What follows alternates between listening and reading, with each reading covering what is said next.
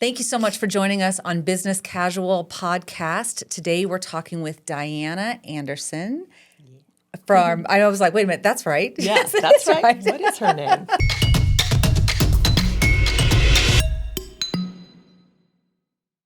We have known each other for about a year and a half now. Yeah. I would say, right? About a year and a half, almost 2 years. Yeah, DES marketing.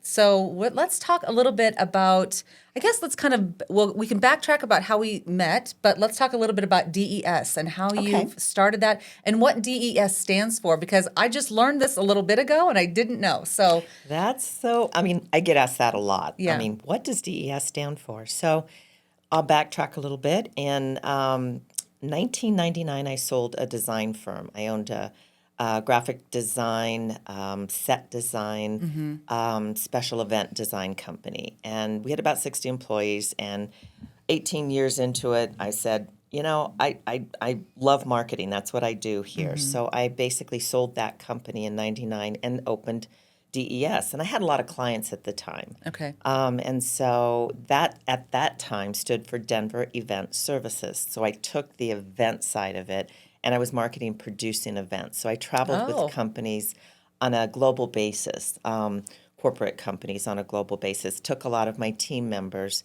and we branded, did their content development, produced their shows. And in 99, technology wasn't anything like it is now, but we helped position their messaging and their brand. So it was Denver Event Services. And then as, 9/11 came and things progressed, I thought, I'm not traveling so much. So we stayed here. And I moved it into DES's design, events, and solutions. Solutions being more of the marketing side of things, the strategy and the marketing side. And do you feel like the marketing strategy is your main push now, or do you feel like there's a good mix of events and design all in? From a target client, we do have a lot of clients that are event planners, catering companies, meetings and events, conferences, conventions. We do have a lot of those clients still. But as far from a target audience, it is a mix because everybody needs marketing. Everybody needs a brand. Everybody has a story that needs to be told. So you've been in it for a little while then. Tell me how you feel like things have changed in marketing and in strategy. Oh, wow. Back in 20 years ago, keywords like strategy, digital media, digital marketing didn't really exist. Marketing plans existed, graphic design, so it's really evolved.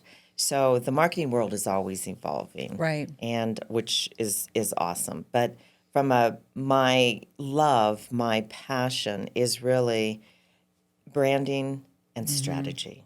I think that you need a brand. You need to know your brand. You need to know who you are, where you're going as far as, the personality, the tone, the colors, the feel. That's the design side that I love. The marketing is the strategy is ultimately taking that brand and getting the goals and objectives in place with knowing your brand, get that, and then the plan, the marketing plan. So it's kind of brand strategy plan activation for me. And I love it. Yeah. Addicted to it. Hence, I get up at 4:30 in the morning and start. Right. I know. I love it. I think that, I was talking to Kristen a couple of weeks ago, and she was talking about really not starting with a brand or a vision. She just said, I want to work for myself, and this is what I'm going to do. Right. And so that's a strategy, I guess. It works for some people. They're like, I'm going by my, But I think that when you really are focused in on hearing from the client what your vision is, what your why is. We've talked about this so many times. What your why is. You really have a great ability to hear that and then create a strategy and a roadmap to get you, not just so you're posting this or you're doing this over here. It's a targeted message. Yeah, I think you have to take a lot of things into consideration. Is your business seasonal? A lot of clients, they're like, hey, I'm a seasonal. So you have to have campaigns and strategies and activation plans, knowing what channels are going to activate for them on a seasonal approach. Right. Other businesses are, hey, we're start to finish. We're green light go all the time. But what are you saying? Are you just putting a confusing message out. If we do this, we do that. Right. We dance this dance, and we also can do this hula over here. Right. And I think that keeping it fun is also a big challenge. Keeping it's a very competitive market, Right. So getting your brand down, your buzzwords, your keywords, your core value words, your isms, if you Right. will, and throwing those out is always really important while you're selling yourself, while Right. you're positioning yourself and promoting yourself. But there's a plan to it, and there is an art, a strategy to it, and Yeah. it's so important. You are. I love talking with you because we've met working with a client about a year and a half ago, Ann Right. Barrington, Right. and I think we just hit it off right away. yeah. And I just, yeah. I'm so thankful to call you a friend Yeah. along Me with too. that we work together. Yeah. It's Me so too. that's such a gift, really. Yeah, when you and Dwayne came into the office, I was like, I like them. Those are some new friends. I like it. Yeah, And that's always it's been great when it has that connection. But Yeah. I was thinking about some of our many conversations where, you and I will just start talking about business and your ideas just flow. They just come it seems so easy for you Yeah. that it just flows. And Dwayne and I will often go, get paper, we need to write this down. Well, my problem is that it does flow, and then when somebody will say, "Stop! What did you say?" I don't know. Don't know, and it's true. Right. It's just this It just flows. Yeah, Yeah. ideation comes out. Well, but then when you put a plan in place for a company, Oh, yeah. it is targeted, it Yeah. is clear, the message is clear, Yeah. and you have a plan in place Yeah. for several months, which I think is such a value. I mean, I know that I'm really appreciating that as we're working together here, right, good. starting to say, okay, what's the messaging? What are we doing? It's just so important. Yeah. Well, and I think, again, as when you launch a business, I mean, there's a difference between working with a client that's just launching there versus a client that has a little bit of expertise in the background that says, these are things I definitely want to integrate, Yeah. versus people that are full on that go, oh, deep dive, we've got to, and it's really doing a deep dive with somebody that has been around for a while, and they're like, this isn't working, and it's a little bit of resource with what we're doing. What I'm so excited about with you and so many others is that it's kind of like it's a different time, and it's a start of a new year, and which is an ideal time to pivot and shift a little bit, pivot and turn here and there, but also with the start of a new year, there are so many new things coming out. And I think working with you and working with companies like myself, it's like we'll bring to the table ideas and then you can take it or not. Right. But I'm like, let's just put a pin in it and put it 6 months down the road and go back to it. Let's start here because it can be overwhelming. Right. It can really be overwhelming. But it's creative. It's always being creative and always thinking, finding that niche that you have, finding that measurable return on your investment is really what I love to do, and my team, and that's really Yeah. that's our thing. Now, have you seen from your perspective an increase of your clients saying, I need to use video? And this isn't necessarily a plug for us. I'm genuinely asking in the marketing world, Yeah. are you seeing that more? Oh, yeah. I think what's happening is things like Reels. Podcasts have blown up in the industry, as you know. But a lot of people are like, how does that work for me? They know they want video. And what I'm seeing is people are like, I've been looking for that. I've been thinking about that. I'm hearing a lot about it. But how does it work for me? Right. I mean, do I just, I don't have people I can interview. Am I scripted? Right. Do you have somebody that will interview me? Just a lot of questions that I'm seeing with my clients. Right. And so we always try to obviously video is king Right. to us. We know that, hands down. I think people scroll, they're used to seeing a lot, and you've got to get content out there that's relevant, Yeah. that hits the channels that you're marketing, and that captures your attention. Right. Hence the brand. People have to Exactly. like you. Yes. People buy Yes. from people. So That's true. I that's why, Yeah. Again, I love having these conversations because it is true. We get to have these conversations that it's a fly on the wall, if you will, Right. hearing the conversation. Right. Go, oh, I like that. I like what she has to say. Or, Right. Right. So And I also think that people are kind of nervous and scared about yes, it. And I get that. I do mean, too. yeah, you Yeah. work in that world every day. You know that it's like, lights, camera, action. Right. But if you're having that conversation with Right. somebody, you don't even pay attention to anything else. I'm not paying Yeah. attention. Are we on? Are we? I don't think we're Right. live, so we're good, right? Right. No, yeah. Yeah. Yeah. No, that's good. So tell me okay, so you sold the business before and then started DES, and I know you work with Drew. Has Drew been Yeah. with you the whole time? Drew came on board not the whole time. So when we started in '99, and I had another partner who since retired, and then in 2004 or five, it was the city of Glendale basically asked us to do a bid to rebrand the city. And at that point, Drew was working in operations for the city. Okay. And he's like, hey, my background is in marketing. So he started with me in '06, '07. Okay. And has been with me ever since. Yeah, he's great. He's I really awesome. enjoy him. Oh, yeah. Yeah, he's good at what he does as well. Yeah, Yeah. yeah. He's brilliant in, all aspects. It's just one of those things that you do have to read a lot, and he always stays on top of his game Yeah. with knowledge. Do you feel like you have always had, and I know you worked for the city for a while, did that, okay, let me backtrack. Working for the city, did that prompt you to say, I want to be an entrepreneur and start something on my own? Was there a burnout point of working that, or what well- was that vision there? No, I was still on my own. I was a contractor Oh, for the okay. city. I would not be an employee. I couldn't be an employee. I would be fired the first day. There's no way. So no, they hired my company. Okay. And so I had a couple of us went over there, and I said, I got to beef up. So Yeah. I ended up having, I don't know, 7, 8, 9 people that actually worked on the DES side. Okay. But I was always a 1099 contractor. Okay. And it was a year at a time, a year at a time. So I thought, 3-4 years will be done. But it was a 13-year contract. So so always kind of had an entrepreneurial mind? Always. I've never, Yeah. ever worked for anybody. Yeah. Ever. Like I said, I think I'd be fired.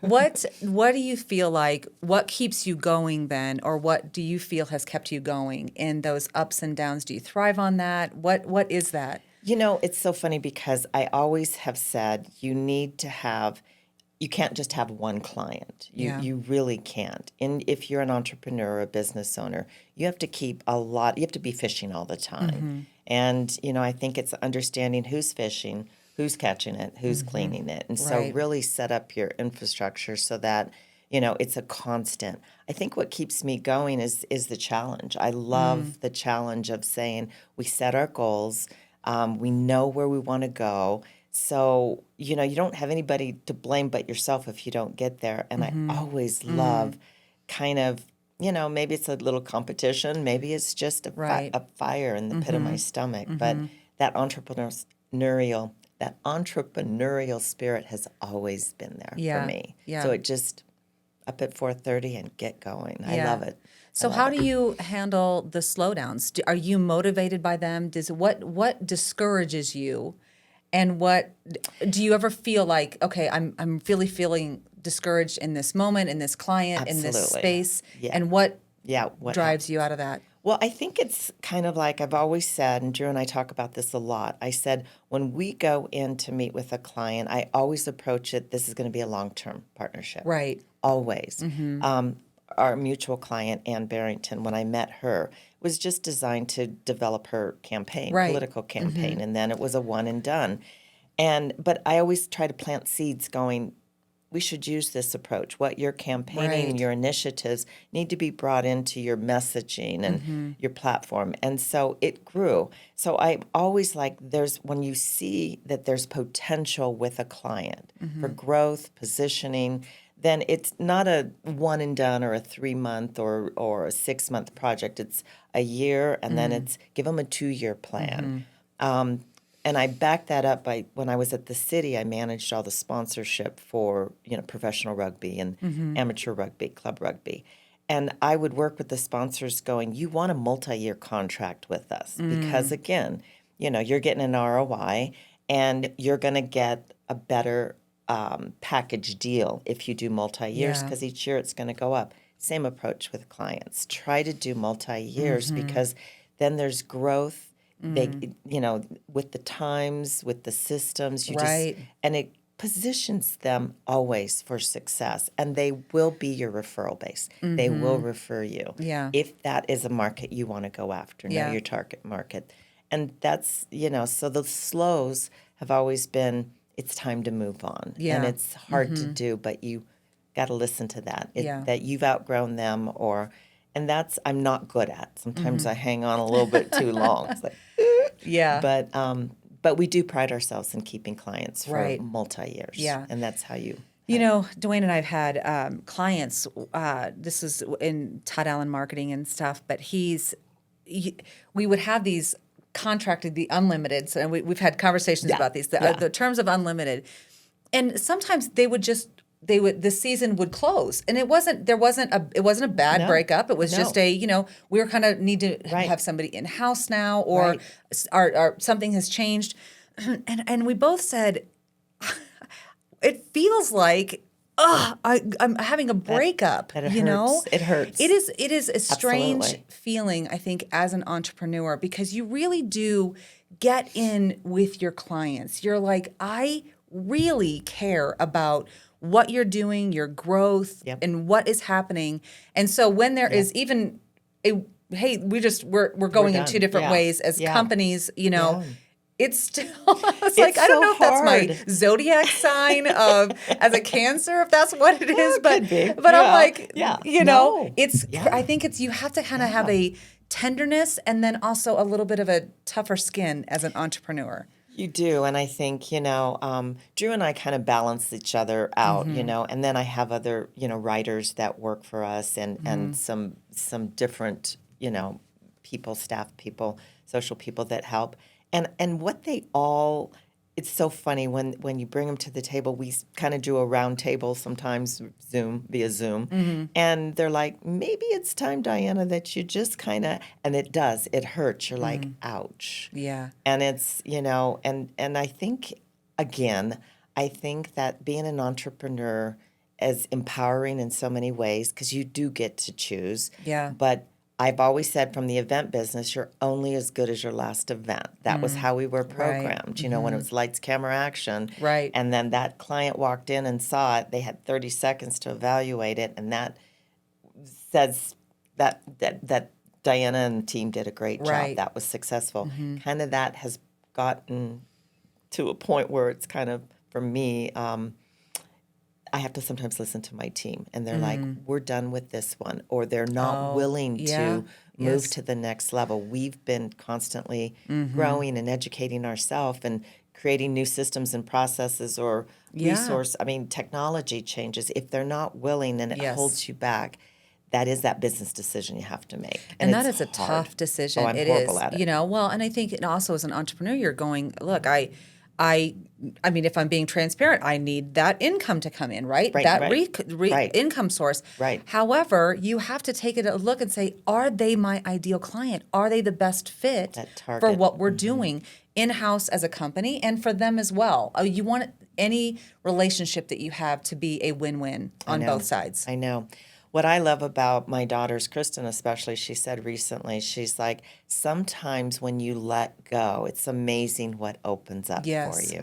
And she nudged me on that, and I'm like, you're right. She's such a fun spirit. She's so sweet. So Love her. Speaking of that, you've been an entrepreneur then since the whole time that you were raising the kids. How did that impact life with, Oh gosh. Well, I think what's funny about that is the fact that I was a single mom for almost all of it. Okay. And raising two girls and independent girls. They became very independent, and they're both entrepreneurs now. It just brings joy to me because, again, today's market allows for women to have opportunities in any industry, and both of mine have navigated their way and are doing what they love to do. Yeah. But I think that, what was the question? Wait, Well, I think I think that navigating as an entrepreneur to in raising in family, how that impacts families. Oh, yeah. You know, I think from my own perspective is we're always on, you know, and sometimes it's a hard. challenge to say, I need to slow down. I know you've got some wonderful grandbabies. So I'm sure that at that point, it's like, I need to shut this down Yep. so that I can spend time because it's hard. I think, again, to say we're always on at 4:30 in the morning. I know. Midnight, whatever that Yep, looks like. Yep. And I think it's kind of like, for me, something that I'm working on personally, even after years and years being in the industry, is when is a good time to start for you, Diana? When do you need to let your clients know that you're on? Yeah. And when do you need to not let them know that you're, Yeah. let them know you're off? So it's kind of setting those boundaries. Yeah. And I think, being a single mom for so long, and it was my business, and it was a highly, ridiculously 24/7, 365 business.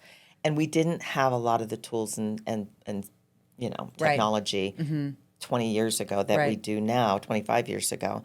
But again, I was on all the time. And so that was a program that was programmed in me from the get-go, you know, because I started the business with the family back in 85. We started that business. And then the girls came after that. So it's all they've ever known. But today, now, with 3 grandchildren, watching the girls, I really do, when we have our conversations, they're like, hey, let's go to lunch, or let's just take a break and go do this, or hey, Mom, I've got, I need a little break here. Can you pick up Lily or Weston or Wyatt? And I'm like, yes, I'm in. And it's really setting those boundaries. But more importantly, it's just realizing you need balance. Yeah. Absolutely. Yeah. You know, I think we've talked about this before about, even if it's taking vacations, it's taking vacations, which is so hard, I think, to do. Right. So, Right. I know I've mentioned this before. It just was not, this was not something that this is probably the theme on every one of these that I do, that I'm more of an introvert. And without Dwayne, I probably would have been a 9 to 5. I just go do my job and I come home then do your thing. Right? Yeah. And I'm really thankful for how I have been able to grow out of that, Oh, but it was hard. I think even in the beginning, we've been together for 30 years now, actually married for 30 But you're only years. 39. I don't understand. How could that be? I wish. But it's in that I think that early on I realized we started off, Dwayne was like you, this whole 9 to 5 thing is Not going to work. Not going to work. Yeah. And when he did have to do it for a small season, I think it was the first time and the only time I've ever seen him have a panic attack where he was like, I've got to get out of this. I cannot do this anymore. much. I can't. It's too much. I need to start doing something on my own. Yeah. And I think that And did it just come to him that he knew that he wanted to do that? Or okay. he knew. I mean, he knew. Yeah. We were. Now this goes back. We had when we were teenagers, because we met in high school. When we were teenagers. Oh my goodness, you met in high school. Yeah. Love So this. Dwayne and I were down in his basement, not doing what you think we were doing. We were building toothpick sleighs to sell during the holiday season. That's what we were painting them, staining them, gluing them together. Toothpicks. And his mom comes down. She's like, Vance, I just know they're doing something. And she goes down. She goes, what are you doing? Oh my God, they're going to be married. They are in this. And you were in high school. Yes, we were in high school. And I then love it. Dwayne would also have these visions. It's so funny because he would tell me, he goes, I have this great commercial for Purell. Do you remember Purell shampoo? Oh yeah. He's like, okay, I've got this great vision for a commercial for this shampoo. And I think it was always in him. It was always in him. And I'm like, okay, this is great. You're amazing. Let's just do this. And then I think, then we got married young and then 4 children. So managing the kids all very close. Business. New business and very young. I mean, I got married. I was 20, just turning 21. Oh wow. Wow. So it was a lot of stress. It was very hard. Yeah. And I'm thankful for what we have been able to do. Yeah. But it was a challenge. And so that's what I think really why I was so interested. I thought there have got to be other people who, like you, you're like, I just love this. I love and other it. people are going, Yeah. I just I love it. Well, I love it because you can kind of create your own roadmap, right? You can navigate your own path. And I love that. And I really do. I Yeah. think when people tell me what to do, you know, even if Right. it's a good idea, ooh, I don't want to go on that, Right. So I knew that about me. And so as I dove into the family business back in 85, I was like, I could fix this. Or, hey, how about if we try that? Where I knew that marketing strategy and we started the special event industry, my family and I, from a design, set design. And I go back now and I see people that are doing it, and I'm like, there's that sense of pride, that legacy that, Yeah. oh my gosh, this industry exploded because my brother and mom started it in San Diego, Okay. when I was getting married and, Yeah. all that. And so I love seeing that what you did made a difference and it grew. And in marketing, moving into marketing was just a natural thing. But I really geek out on a lot of this stuff, and it's Yeah. kind of funny because people go, "You really get into?" I'm like, Yeah. "Oh yeah, I know. love it." I know. Like decorating my house, I love it. Just even from when we started working together, and you're like, okay, here's the plan, and I was like, oh my Whoa. gosh, I love how much it is, and now I just have to dive in and Yeah, it's a digest lot. it. You're so It's a great lot. though, because you just, like I said, you pour it out, and it's not just a jumbled mess. You No, pour it out, needs to and be. there's a plan and a pattern, or Yeah. a pathway. Yeah. And again, it's not just set in stone. It's here's a guideline. Yes. Because you really do need to work with individuals and people and clients and people that are like, I need help and I don't even Yeah. know what I need. And so having a plan in place and then taking this like fabulous video content and really saying this would work for you, whether it's a bite size, whether Right. it's a 30-second, 60-second, whether you're promoting, whether you're sharing, Yeah. whether you're just fact finding right Yeah. now. Maybe you're more comfortable on social, maybe you're more comfortable, maybe your season is really big. Well, then let's develop, Yeah. campaigns and let's open up other channels. I mean, it's not just in a box. There Yeah. is no box, Well, and it's creative, really creative. I think that was just a natural fit then for us to start working together in VCS here. Absolutely. I Because agree. you're able to hear what our clients need and then create a strategy in place. And so this is our brand strategist. So because you just have a great ability to look at the big picture and say, okay, here's the roadmap. Right. Whether that is a short term, Right. like there's a clear message for, like we talked about, Yeah. 3 months, Right. here's your clear message, Right. you got elected. Right. Or whether You're done. that is, Yeah. let's take this, your business, and let's really start telling the stories Right. that Right. last. So, And again, storytelling is really where it's at, and video is a perfect platform to tell your story. Yeah. And it's like writing a book. You have to you have a beginning, a middle, and an end, and you gear it up, and then you kind of coast a little bit, Yeah. plant the seed, and Yeah. then you just kind of close that little campaign, if you will, and then book two. But write a Yes. series. Yeah. I mean, that's why authors, the Outlander series, for example, Right. is huge. Yeah. Because it's pretty good. It's a pretty dang good story, and and Yeah. it went into television and everything else. Yes. So video Yeah. had a part with Yeah. with writing the books. But yeah, that's how I look at marketing and video content. I mean, together, tell your story, know your story, tell it, and then there's kind of pieces of the story is the how and the what.